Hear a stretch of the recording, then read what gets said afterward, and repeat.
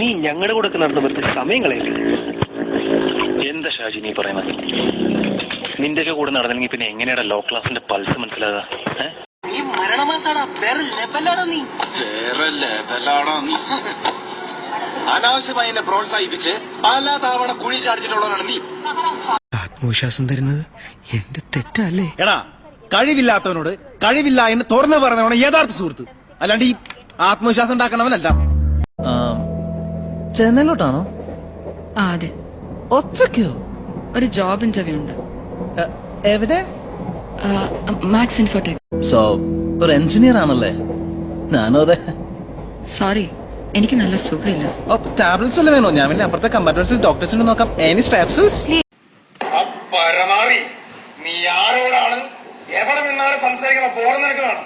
Transfer നീ ഉണ്ടാക്കും കുറെ. പോസ്റ്റ് ഗ്രാജുവേഷനും എംഫിലും കഴിഞ്ഞ കോളേജ് അധ്യാപകനായിരുന്നു ഞാൻ. ആ ജോലി വേണ്ടെന്ന് വെച്ച് എസ് എ ടെസ്റ്റ് എഴുതി 1ാം റാങ്ക് മേടിച്ച് ഈ പഠിക്ക് വന്നതേ നിന്നെക്കൊണ്ട് ഊലാമ്പികൾക്ക് ചെറുക്കാനല്ല. നിങ്ങളുടെ സാധനങ്ങളും വേണ്ട, നിങ്ങളുടെ സാഹിത്യം കേൾക്കണ്ട.